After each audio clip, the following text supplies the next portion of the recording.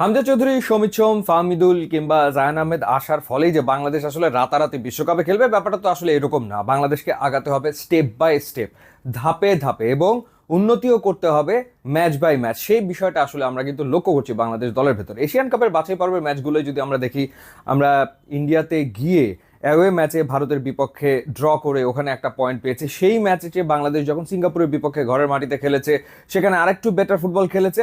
এরপরে যখন আমরা হংকংয়ের বিপক্ষে ঘরের মাটিতে খেললাম সেটা তো একটা শ্বাসরুদ্ধকর ম্যাচ ছিল, যে এই ম্যাচটা নিশ্চিতভাবেই বাংলাদেশের আসলে 3-3 স্কোর লাইনে ড্র করার কথা এবং ওই ম্যাচ থেকেও পয়েন্ট পাওয়ার কথা। হংকংয়ের মাঠে গিয়ে ড্র করাটাও কিন্তু চারটিখানি কথা আসলে না, কারণ হংকং খেলেছে নিজেদের মাটিতে এবং সেখানে তাদের 50,000 দর্শক, ভাইব্রেন্ট দর্শক মাঠে উপস্থিত ছিল। সেই ম্যাচের থেকে পয়েন্ট পাওয়াটা একটা বিরাট ব্যাপার, সাধুবাদ পেতেই পারে বাংলাদেশ দল। তবে হ্যাঁ, এই ম্যাচও আসলে বাংলাদেশ তো জিততেই পারতো। প্রথম হাফে বাংলাদেশ একটা ভুল করেছে এবং তারিক কাজীর ভুলে পেনাল্টি পেয়ে গেছে হংকং, সেখান থেকে তারা স্কোর করে এগিয়ে গেছে ফার্স্ট হাফে 1-0। সেকেন্ড হাফে বাংলাদেশ অনেক গোছানো ফুটবল খেলেছে, পাসিংয়ে অনেক বেশি অ্যাকিউরেসি ছিল, চমৎকার বিল্ড আপ ছিল এবং বিল্ড আপ করে করে বাংলাদেশ অ্যাটাকে যাওয়ার চেষ্টা করেছে।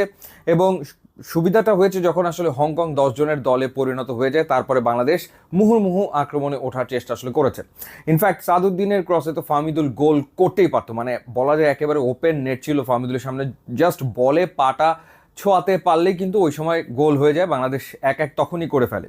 পরবর্তীতে রাকিব, সে আসলে ত্রাতার ভূমিকায় এবং সে গোল করে বাংলাদেশকে সমতায় আনে এবং শেষমেশ ওই 1-1 সমতায় ম্যাচটা আসলে শেষ হয়েছে। সো যেটা বলছিলাম, যে আমার ধারণা এরপরে যখন ঘরের মাটিতে বাংলাদেশ ইন্ডিয়ার বিপক্ষে খেলবে এশিয়ান কাপের বাছাই পর্বের ম্যাচে, সেই ম্যাচে বাংলাদেশ আরও বেশি গোছানো এবং আরও বেটার ফুটবল খেলবে বলে মনে হয়। কারণ হামজা চৌধুরী কিংবা সমিত সোম তারা এসে আসলে এই টিমের সাথে ব্লেন্ড করার জন্য কয়দিন পেয়েছে, কয়টা ম্যাচ তারা খেলার সুযোগ পেয়েছে, খুব বেশি তো আসলে পায়নি। বোঝাপড়াটা তৈরি হওয়াটা তো গুরুত্বপূর্ণ একটা ব্যাপার, সেই বিষয়টা তো আস্তে আস্তে তৈরি হচ্ছে, সেটা খুবই ইম্পর্টেন্ট সিগনিফিকেন্ট একটা দিক, যে হামজা, সমিত কিংবা জায়ান কিংবা ফাহমিদুল তাদের সাথে বাকি ফুটবলারদের চমৎকার একটা ব্লেন্ডিং হচ্ছে এবং বোঝাপড়াটা ধীরে ধীরে আসলে তৈরি হচ্ছে।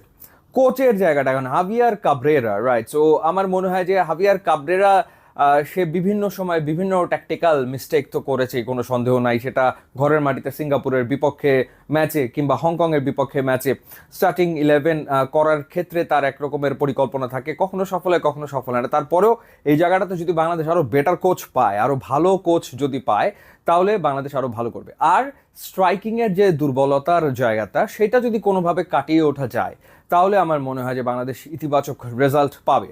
সো এই যে এশিয়ান কাপের বাছাই পর্ব বাংলাদেশ খেলছে হংকং, সিঙ্গাপুর, ইন্ডিয়ার বিপক্ষে, র্যাঙ্কিংয়ে কিন্তু বাংলাদেশ সবার তলানিতে থাকা দল।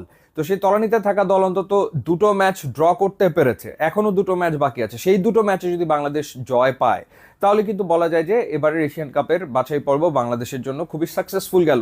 কোয়ালিফাই করুক আর না করুক, মানে ধরে নিলাম যে এবার হলো না, পরের বার তো হবে, সেইভাবে তো এগোতে হবে। অর্থাৎ পেছনে ফিরে না তাকিয়ে সামনে এগোনোর যে ব্যাপারটা, সেই দিকেই আসলে মনোযোগটা দিতে হবে। সো বাংলাদেশ দলকে অভিনন্দন হংকংয়ের মাটিতে গিয়ে ম্যাচ ড্র করে পয়েন্ট নিয়ে আসার জন্য। এখন সবাই আসলে অধীর অপেক্ষা থাকবে যে ইন্ডিয়ার বিপক্ষে বাংলাদেশ নিশ্চয়ই জিতবে, সেই ম্যাচে আরও বেটার ফুটবল খেলবে, সেটাই আসলে আমাদের প্রত্যাশা। ইউটিউব, ইনস্টাগ্রাম লিঙ্ক দেওয়া আছে, আপনারা যোগ দিলে খুবই খুশি হবো। And thanks for watching.